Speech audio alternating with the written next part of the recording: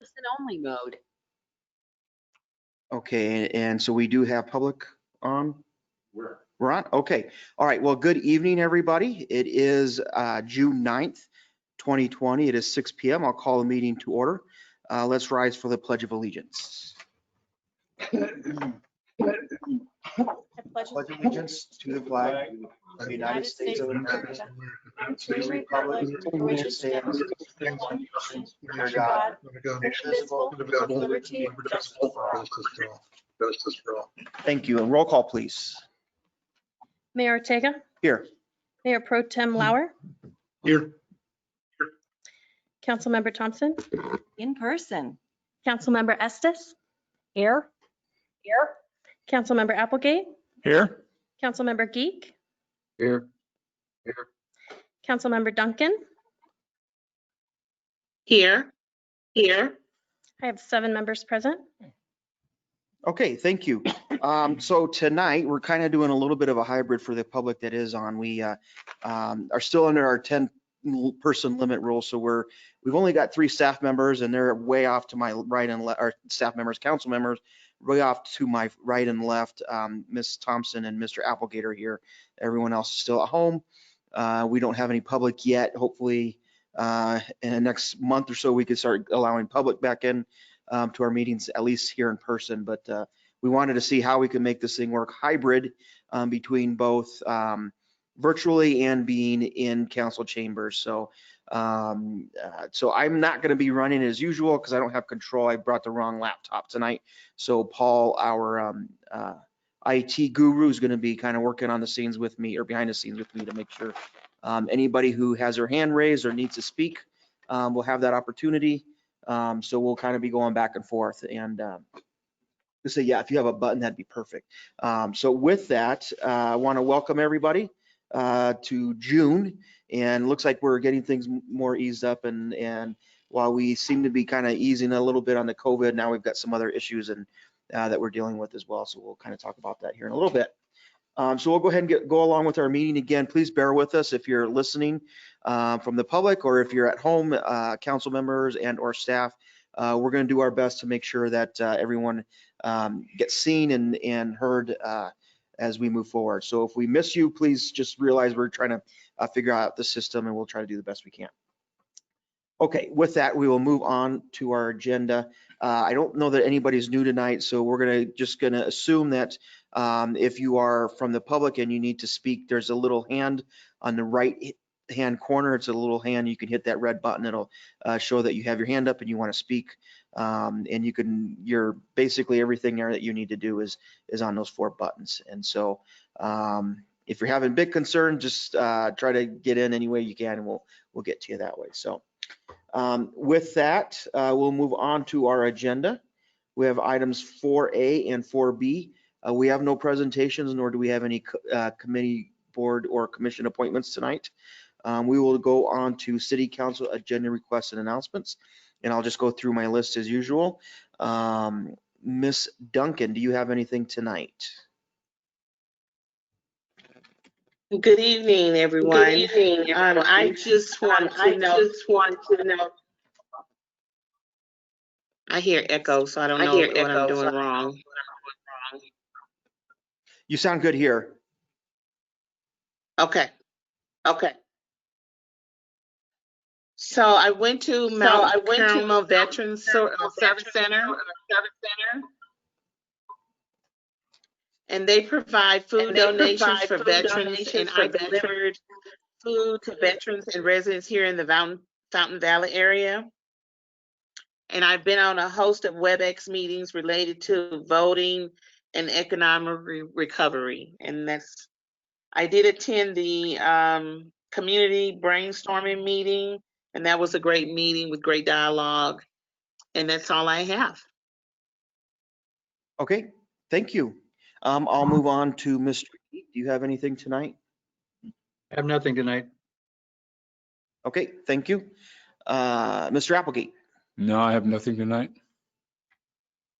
Okay, Ms. Estes, anything? I just want to thank Mayor Ortega and Councilmember Duncan for meeting with Chief Haberer and keeping our community safe and listening to our voters. Thank you. That's it. Okay, Mayor Pro Tem, anything? Just real quick, dialed into the Watershed District Technical Advisory Committee meeting last week. Not a whole lot of action going on because we're still waiting for the Matrix Design Group concept of design and costings, but I was very encouraged that the Technical Advisory Committee is still incredibly interested in our project. In fact, it seemed like they were more interested. I let them know I've been stopping by that area practically every day on the way home from work and noticed even some more pieces of the creek bank that had fallen away, getting a little bit closer to the road, and that caused it was kind of funny to watch on a Zoom, but it caused them to literally sit up and take notice a little more, and let them know that streets guys are out keeping the area safe, but we are still very concerned because of pedestrian and bike traffic over there, as well as some other properties downstream that could be impacted. They verbally all stated that they are very interested in Matrix's design concepts as they come forward, probably in the July meeting. And many of them already have said that they are willing to recommend to the district board that we adopt a project and move forward because the safety issues are just too big to ignore. So I still like to say cautiously optimistic because there's quite a few more hurdles to go, but I think we're still on the right track where the Southmore Creek Bank issue is concerned. And that's all I've got for tonight. Okay, thanks for keeping on that. Ms. Thompson? You know, there's a new word, zoomed out. Everybody getting zoomed out? Been to so many Zoom meetings for tons of a variety of different things. Legislative bills, White House, Senator Bennett, all sorts of updates and different things. But I zoomed in on the county commissioners meeting today, and I really appreciate the push that our county commissioners are and the rate that they're sending updates to the governor asking for different things to be opened. And I'm really glad they're pushing on that, and the different industries are pushing on it just to get our state open back up and to get the control balanced back out. We need to get the governor off of the executive orders and get our legislature and our judicial things operating again. So I think we need to all be pushing in that direction as much as we can. There's a real controversial bill, Senate Bill 20-217, Police Reform Bill.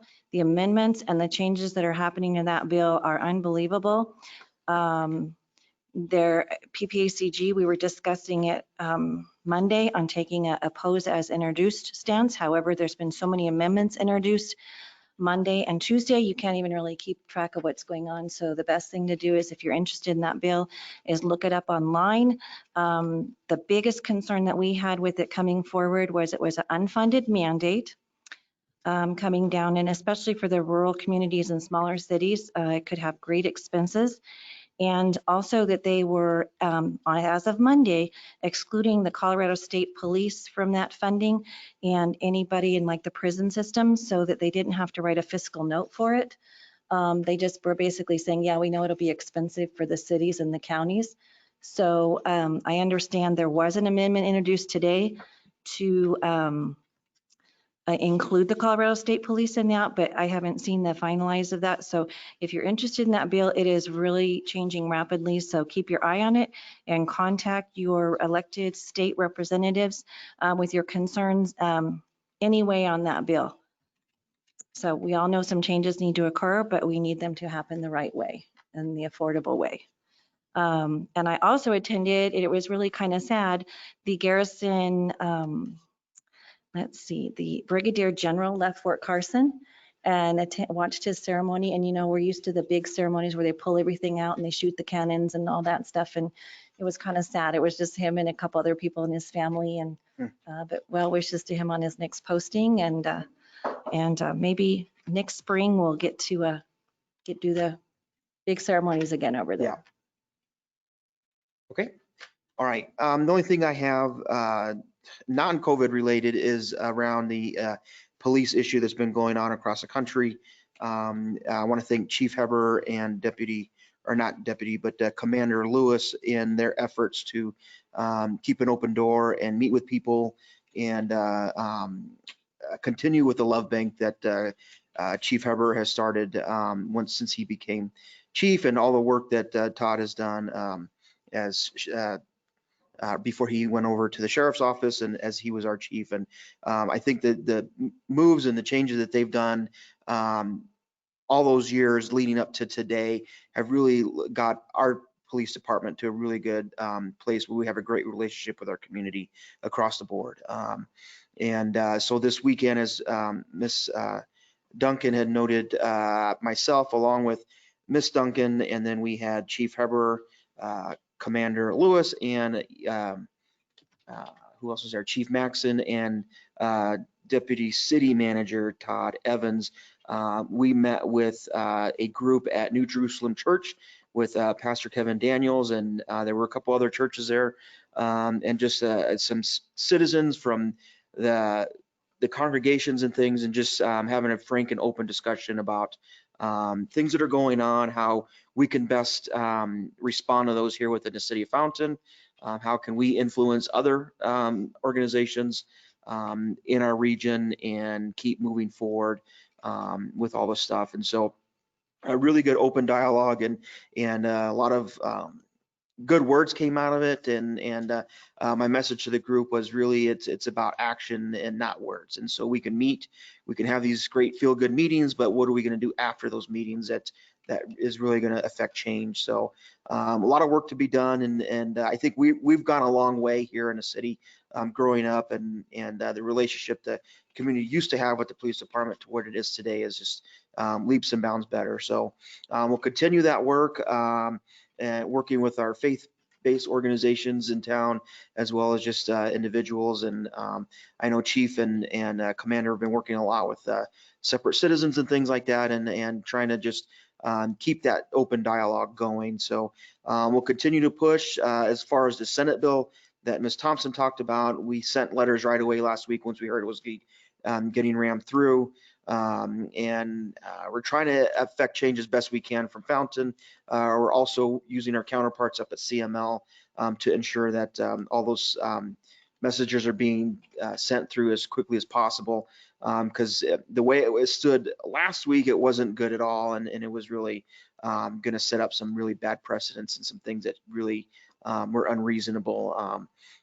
While there may be changes that need to occur within police departments across the country, I think we're in a really good spot here, and we're doing some really good things. And we may have to tweak a couple of things, but I don't think we need to go drastic and do knee jerk. So hopefully cooler heads will prevail as we move forward with this, and understand that the one guy who did something really dumb, I wouldn't even consider to be a police officer, just a person who made some really bad choices in his life, and we don't need to use him as a representation of an entire organization and group of folks that really put their lives out on the line and in protection of others. And but we'll see how it goes as we move forward, and hopefully again, with the work we do at our police department, our fire department, you know, that people feel comfortable here and know that we're all on the same side. And as Chief Heber says, it's not a blue line, it's not a red line, it's a line between good and evil, and that's what we're really working together on. So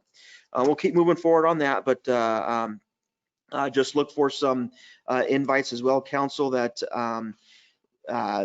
some of the churches may be Here's an inviting. answer from Oh, Google. sorry about that. It picks up my voice sometimes, and then it starts trying to ask me questions. So our the churches are going to be joining together and having services where they invite, I don't know if you call them parishioners in Baptist church, I don't know what you call them in those churches, but they'll be, you know, Interfaith. yeah, they're doing some interfaith and just inviting everybody to be a part of the community more than anything else. So those will be happening soon, I think, but they were kind of just, there's an idea that was thrown out that we'll be looking at as we go forward. So just kind of keep an eye out for that. I think that's all I have for tonight. Again, as far as our meetings, we are going to slowly transition to hopefully in-person meetings again. This is our first try at doing a combination. And so at least for me, and probably the two others that are here, we'll continue to keep meeting here, and then hopefully we can bring others back. And as long as we need to allow for people to stay at home, you know, in the midst of all this and continue the part in-person, part virtual, we'll do that. So please don't feel any pressure as you have to come in. I think we got a good system here that's working with our tech people, and thanks to Paul and Lisa and Greg and everyone who behind the scenes who really make this thing work for us. So we'll continue working with that. All right, we're going to go ahead and move on our agenda to public to be heard. Citizens may address the council on items that are not on our agenda, and we ask that you sign up with the clerk prior to the meeting, and we ask that council may not have any immediate answer, but we'll direct staff to follow up, and out of respect for the council and others in attendance, we ask that you limit your comments to 3 minutes or less. First, I'm going to ask for Ms. Joni, have we got anything that you've gotten anything in advance? No, we didn't have any emails submitted. Okay, prior to the and meeting. then Thank you. I think I have two. Okay, you want to, are they online and they want to speak? I've got two hands. First one is Wendy Butts. Okay, Miss Wendy Butts, are you available to speak?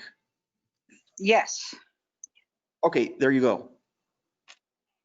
I'm actually wondering what's being built at the end of Link in Fountain. What's the crossroad? Link and Jimmy Camp. There's a lot of construction going on right now. Mayor, would you like me to touch on that, the possibility? Oh, sure. Yeah, sure. I'm not, go ahead. If it's at Link and Jimmy Camp, ma'am, in the corner there of the open section of property, that would be a Dollar General store. I haven't been advised, but they could have started the construction on that Dollar General store. And that's the only thing I can think of in the area, other than some railroad crossing construction that's going to be going on at the Link crossing. Those are the only two projects I'm aware of. Well, thank you very much, because it probably is then that Dollar General. Because it's Yes, really, ma'am, I believe it looks is. big to me. It's bigger than a home. Yes, ma'am. And if it's in that open portion there at the southwest corner, that would be the Dollar General store. Yes, I thank you very much. Yes, ma'am. Are you speaking about the countryside area? Yes. Yeah. Okay, okay, Countryside That's it. West. Yes. okay. All right, Thank is that you. all? Yes, that's it. Okay. Okay, thank you. And our next person? Oh, Mr. Rick. Yes, Mr. Mayor, thank you very much. Just quickly, on our COVID-19 numbers, seems like a couple weeks ago we were in the 50s. Today, we're up to 79 in Fountain. I would just remind everyone to please practice social distancing, and when possible, when you can't do social distancing, please wear a mask. The county as a whole is doing well, but recently in Fountain, our numbers have popped up. And I just want to remind everybody we're still dealing with this along with everything else. Thank you, Mr. Mayor. Okay, thank you, Mr. Rick. Okay, and is that it for hands? Okay, all right, thank you. And again, if you watch us later on a replay or whatever, and you want to say something during public to be heard, there's a registration. You just need to sign up real quick online on our website at fountaincolorado.org, and you'll be able to register for the meeting and just be on and ready to go when we start at 6 o'clock. Okay, with that, we're going to go ahead and move on to item number 7, our consent agenda. All items listed under the consent agenda are considered to be routine and will be approved with one motion. There will be no separate discussion of these items unless the council member or citizen requests, in which case the item may be removed from the consent agenda and considered separately at the discretion of the council. We have items A through F. And I have people that can put on lights here and or Paul's going to look online as well for me. I think I can see them as well. Okay, I'm going to go with Mr. Applegate. Okay. I'm going to improve the consent agendas, A, B, C, D, E, and F. Okay, I'm sorry. Oh, Ms. Estes? I second. Okay, we have a motion and a second. I want to make sure that no one wanted to comment before. Anybody else have their mics on or anything? We're good? Okay, so we have a motion and second for approval of our consent agenda. Ms. Joni? Mayor Ortega, how do you vote? Yes. Mayor Pro Tem Lauer, how do you vote? Yes. Councilmember Thompson, how do you vote? Yes. Councilmember Estes, how do you vote? Yes. Councilmember Applegate, how do you vote? Yes. Councilmember Geek, how do you vote? Yes. Councilmember Duncan, how do you vote? Yes. That's 7 yes, motion carried. Okay, thank you. All right, then we'll move on to item 8, old business. We have nothing there. For old business, item 9, new business. We're going to skip over to item 9B. Resolution 20-046, a resolution approving the purchase of 3 acres intended as a site for the new East Fountain substation located in El Paso County, Colorado. It says Carl Christian, but I know he's out. I think we have Cody today. Actually, you have Dan Blankenship. Oh, there you are. Okay. Will that work? Will that work for you? Oh, that'll work just fine. Yes. Good. Welcome. Good evening, Mayor and Council. Yeah, I'm standing in for Carl this evening. In September of 2016, the staff presented an electric system strategic plan. As part of that strategic plan, it contemplated the addition of 4 electric substations, including a substation in East Fountain. In addition to the substation, the strategic plan also contemplated the extension of the 115 kV transmission system to connect the substations and a second interconnection to the bulk power supply system. Last fall, staff made a formal request to Colorado Springs Utilities for the extension of CSU's transmission system to where the east substation would be located. The electric system currently does not have, it's on a radial feed, so we currently only have a single feed to our electric system. With this project, and the extension of the CSU transmission, then we would have a redundant, so we would have 2 feeds, which is pretty significant when it comes to reliability. Because it will take some time to work with CSU, the connection to their system on the east will not occur prior to the time in which we can construct the substation. So we are in the process and we'll be continuing to extend our internal transmission system from the north substation east to this location. But once the connection is made to the interconnection to the CSU system, then we will then have all of our substations, the 3 substations, the new one and the 2 existing ones, will all be interconnected and have dual feeds. So we'll be able to feed either from the west or from the east. At the beginning of this year, staff identified the specific location for the East Fountain substation and contacted the property owner. And then in March, the staff came to the council in executive session and presented the proposed land acquisition to the council. Took about 2 months of negotiations, and then the landowner agreed to the sale of a 3-acre site located east of Link Road and south of Mark Scheffel Road. Not on the hard corner of those 2 intersections, but south and east of that intersection. The negotiated sales price is $37,500. The total expenditure will be the sales price plus any customary closing costs that the buyer would incur. And funding for the expenditure will come from the 2020 approved electric capital improvement budget. And the purchase and sale agreement stipulates that the closing will occur on or before June 15th. The new substation is expected to be constructed and in operation approximately a year from now, and we are still working with CSU to determine a date for which we can get the interconnection to their system. So the staff recommends that the council approve the purchase and sale agreement, which was included in your packet with Water Resource Development Company. They are the property owners, and that the council authorize the mayor to execute the agreement. Be happy to answer any questions that you have. Okay, any questions from council?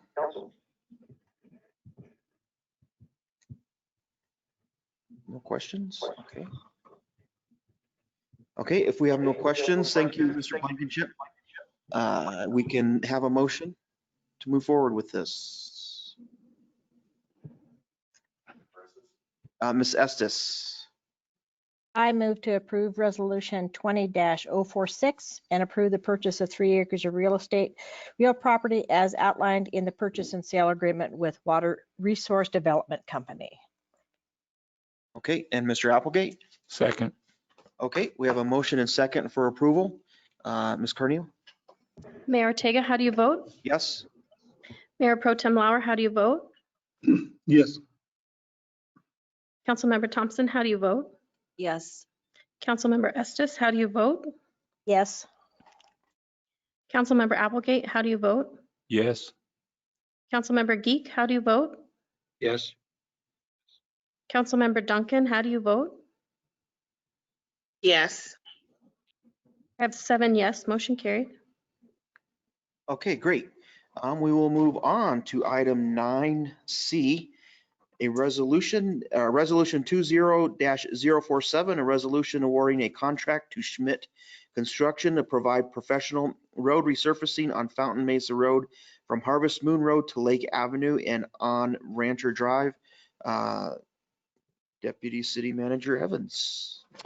Thank you, Mayor. Appreciate it. I'll do my best to stand in for Bob, but that's almost impossible.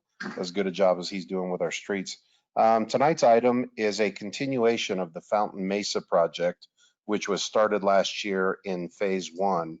And as everyone hopefully recalls, the water utility is doing some pretty major updates to the water system along Fountain Mesa. So last year they completed the phase 1 from Harvest Moon to the south down to Ohio. And what you have in front of you tonight, this item is phase 2. They're out there currently working on the water system. And once upon completion of that, Bob will oversee with our streets department a complete overlay of Fountain Mesa from Harvest Moon to Lake Avenue, and then a small piece of Rancher Drive that you can see Turf Trail Place to Turf Trail Place.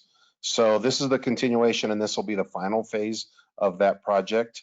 We were very happy with the results from phase 1 and looking forward to completing this project along with the water utility. And any questions regarding the funding side, the water utility is funding for the reconstruction of Fountain Mesa. So is there any questions I can answer for anyone? That's all I've got, Mayor. Okay, thank you. Let me see if we have any questions from anybody. Nope. Okay, I don't have any questions here. Thank you, Todd. We're looking forward to get all that stuff done, hopefully sooner rather than later. So here we go. I need a motion. Mayor Pro Tem. I move to approve resolution 20-047. Okay, and Mr. Applegate? Second. Okay, we have a motion and second for approval. Ms. Carneal? Mayor Ortega, how do you vote? Yes. Mayor Pro Tem Lauer, how do you vote? Yes. Councilmember Thompson, how do you vote? Yes. Councilmember Estes, how do you vote? Yes. Councilmember Applegate, how do you vote? Yes. Councilmember Geek, how do you vote? Yes. Councilmember Duncan, how do you vote? Yes. I have 7 yes, motion carried. Okay, thank you. That's it for our agenda tonight. Short. So here we go. Comments, correspondence, and ex-officio reports. I'll start with Mr. Trainer. Anything? Thank you, Mr. Mayor. Appreciate, can you hear me? Okay. Just wanted to thank Mr. Rick for sharing those, the COVID statistics. That was good information. That actually took one of my announcements away, so I don't have to worry about that now. But I appreciate that. That was one thing I wanted to mention because we are planning on opening up our lobbies at different city facilities beginning this next Monday. We're in-person employees have increased up to the 50% allowed by the state right now. But we've been watching closely those COVID statistics because we want to be really cautious down here because although the county has been doing great, we have seen a spike down here. And, you know, we'll see what that really means moving forward. But I just want to let you know that's our plan moving forward. The county also, Councilmember Thompson mentioned the Board of County Commissioners met this morning. One of the things they approved also was our IGA for the CARES Act funding. So we should receive those funds in the next couple days. We'll have that coming directly to the city here shortly, and which is great because we want to get that so we can keep our business improvement, business impact assistance program moving forward. But that's all I had, Mr. Mayor. Thanks, Scott. Thank you. Mr. Evans. Mayor, just the council items that were approved tonight regarding the streets resurfacing, just kind of a reminder, everyone, we are doing our best and we will attempt to get all that resurfacing completed again before school starts in the fall. That's always our goal. And a couple of project updates, both pertaining to South Academy Highlands. The Holiday Inn Express that we have seen being constructed, they've got their final permitting inspections this week. If those go well and they get approval on all of those, they plan to open up that Holiday Inn Express on June 18th. So that will be good news, and I'll give any updates and we'll put those out to anyone. Right now, haven't heard from the owners that they're planning on doing anything public, but we'll make sure that we get some media coverage at least on them getting that open. So that's a good positive update up there, as well as today, the contractor did open the extension on Venatucci going through the South Academy Highlands project out to the Venatucci and B Street area. We didn't expect it for a few days, but some barricades were moved today and it was opened up. There still is some concrete work to be done on that roadway, so you could see some intermittent closures up there, but that's good news, and that's been several years in the making as well. So 2 positive project updates for everybody, and that's all I've got. Okay. Thank you. Make it easier for people to get down to Fountain to spend their money? Sounds like it. Yeah, come on down. All right. Troy, anything tonight? Nothing for me tonight, Mayor. Thank you. Paul, anything from IT? Nothing this evening, Mr. Mayor. Thank you. Okay, thank you. Mr. Blankenship, anything further from utilities? Yes, sir. One item. This morning we had a electric outage. A little over 700 customers were out for approximately 50 minutes, and so I just want to apologize to our customers for any inconvenience that disruption was. We had a fire on the top of one of our poles. So I want to also thank the distribution crews who responded to that. Based on my experience with that kind of an outage, to get things restored and our customers only being out about 50 minutes is pretty remarkable. So I think they did a fantastic job. Whenever you operate a system like this, things happen. And unfortunately, in a situation like that, I asked Cody. I said, "Well, what caused it?" And he said, "Well, whatever caused it burned up." So, but once again, we apologize for any disruption and thank the public for their patience with us, and especially thank you to the distribution crews. Okay, thank you. Yeah, I saw the 2 emails and they came in run right after each other, it seemed like. So yeah, we're really good at making sure we get that power turned on pretty quickly. So thanks to everybody who got up and got out there as quick as possible. Yeah. Mr. Trilch. Good evening, Mayor, City Council. I have nothing for this evening. Hey, thanks. I think I got everybody. I'm not missing anybody on. Oh, yeah, Ms. Carneal, sorry. That's okay. I just wanted to give an update on our splash pad. Oh. It's been a hot topic over the last couple of days, but the guidelines for the splash pad follow the same guidelines as an outdoor pool.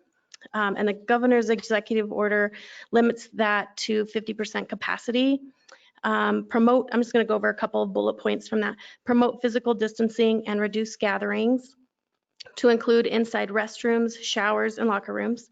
All frequently touched surfaces and shared objects such as handrails, chairs, and tables should be disinfected every hour between use. Surfaces in restrooms and locker rooms should be routinely cleaned also every hour. Social distancing is a big concern at this time. We don't have the additional staff to monitor the number of patrons inside the splash pad to maintain the 50% occupancy, not to mention the large amount of people that surround outside of the fenced area to practice that same social distancing and still be able to monitor their children who are inside. Also, it would be appropriate for us to open the bathrooms to allow space for changing of their clothes and access to the facilities. So staff would like to open the splash pad, but we want to ensure that we're doing things safely and responsibly. Taking all those things into consideration, we've had conversations to include the city attorney and the park staff, and we just don't have the additional staff that would need to be available to clean all of those surfaces every hour. So we, taking all that into consideration, staff feels that it's not practical to open it at this time.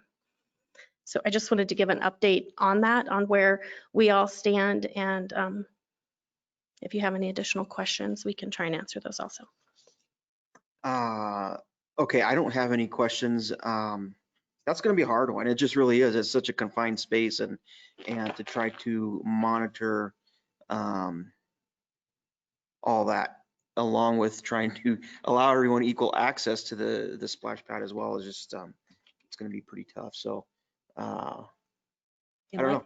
My concern is with the crowd. Right. You know, even if we did limit access to, what's half of the occupancy, like 10 people? Well, I did talk to Jim about that, and he said that the occupancy of the splash pad is only 25. So 50% of that would be 12 and 12. a half. We have 12 12 and a half. Yeah, you can let one half kid in. So yeah, so even trying to limit that, but let alone, you know, the amount of people that love to use that, and not only in our community, but surrounding communities.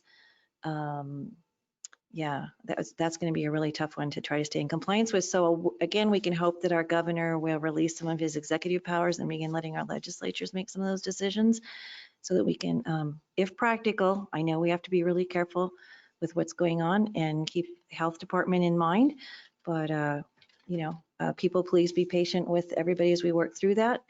And I bet Lowe's is now going to have a run on sprinklers, and Walmart probably going to have a run on backyard water toys. So it's just, yeah. Well, I was at Lowe's looking for sprinklers yesterday, and they didn't have any. So Go look over your neighbor's fence, or kids are probably playing. So look, I understand it's this is a difficult decision at this time, and you know, we still have to follow the rules. We still have to go by the orders, and so we need to keep everybody safe as we can in regards to that. And so we are working with the county. We're working with all those entities to make sure that we can get these things opened up as quickly as possible. It's not the greatest thing to be going on right now, but we just got to do what we got to do. And so our commitment to you, as soon as we can get that moving and open, we will do that. But there's just, I don't think we could even self-monitor ourselves, and you know, then everyone's going to be fighting about, well, my kid was in there first, and times and everything. So we're just going to have to keep them closed for now. And again, hopefully sooner rather than later, we can get that open. But one of those tough decisions we have to make during this. So I think that's it as far as staff. So if I'm missing anybody, please let me know. I'm going to go ahead and start with council. And I'm going to go with Ms. Duncan. Anything further tonight? I just want to say that the ballots are in the mail and being delivered for our primary election that will take place on June 30th, 2020. If you need to register online or by mail, you have by Monday, June 22nd to do so. Also, again, as it was stated earlier, for us to keep each other safe by wearing your mask and gloves when you're out in the public. Please support the businesses that are here in Fountain, and ways that you can do that is to purchase gift cards and to share their businesses online. If you're not able to go out or you don't feel safe by doing so, you can help them by sharing on your social media. And that's all that I have. Okay. Thank you, Ms. Duncan. Who am I going to? Mr. Geek, sorry. I just would like to make sure that everybody understands the health department has been overwhelmed with what's been going on, and they've really done a pretty good job for all the things that have been happening. And I talked to Mrs. Squealan the other day, and she's overwhelmed with what's been going on. She's in about a 3-month period. She's had 1 weekend off. So she's working 7 days a week to make this happen. So I just like to shout out to them and all the hard work they're doing. And I want everybody to stay safe. Thank you.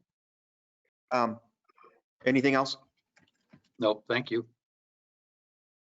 Okay, thanks. And you're right, that health department, they've got to be tired. So, Mr. Applegate. Yeah, I just like to piggyback on what the mayor said about the police department, and we're just really proud of them with their integrity and the way they care for the citizens. And we just know ours is one of the best.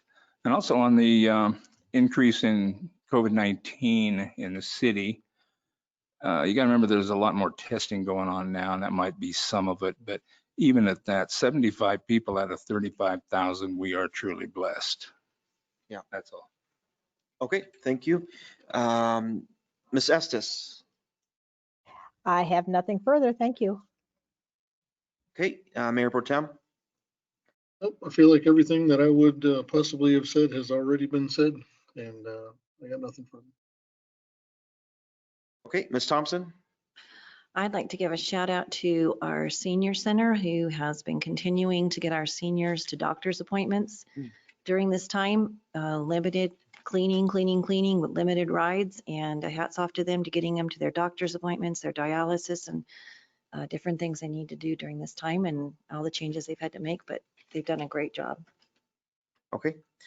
Yeah. And then I don't really have anything other than, as far as COVID goes, we're going to keep working and moving forward with that. And I think, Scott, if I mess up, please fix what I say. But lobbies will be opening up next week. Is that right, Ms. Carneal? Correct. Okay. Our lobbies will be opening up next week. There's all the social distancing practices will be in place and everything. So if you absolutely need to come in, you can. It's just it may take a little bit to get through everybody if we have a lot of people. Remember, you can still do everything online as we have been the last couple of months, and I think those systems are working very well. So save the gas. You can stay home and just take care of all that there online. In regards to the police, in the heat of the moment and in the middle of the conflict, it's going to be hard for everybody to keep cooler heads, and that's the one thing I think we really need to practice and work on, and that's just not with police, it's with everybody, and just keeping a cooler head and understanding perspective and understanding your perspective may be different than mine, and how do we come together and meet each other halfway, which doesn't happen a lot right now in this society, but it's got to start somewhere. And hopefully, I saw something the other day that said, everyone wants to restart 2020 and do it all over. And I think I saw something that was a little more meaningful, and that maybe 2020 is actually pushing us to directions that we've been needing to go for a long time, and is forcing us to look at things and relook at how we do everything, and it has to do with a lot of different things. So that's kind of the way I'm looking at 2020 now, and as crappy of a year as it's been, hopefully we do have better things coming forward. Usually when you hit the bottom, you start heading back up, and things get better. So here's to optimism and everything else that goes along with that. We have no executive session tonight. Our next city council meeting will be June 23rd at 6 p.m. We will see you then. I will end our meeting for tonight. We're adjourned. Thank you.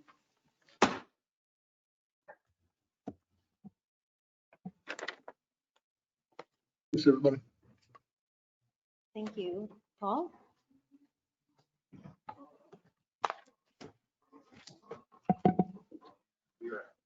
Awesome. Thank you, Joni. You're welcome.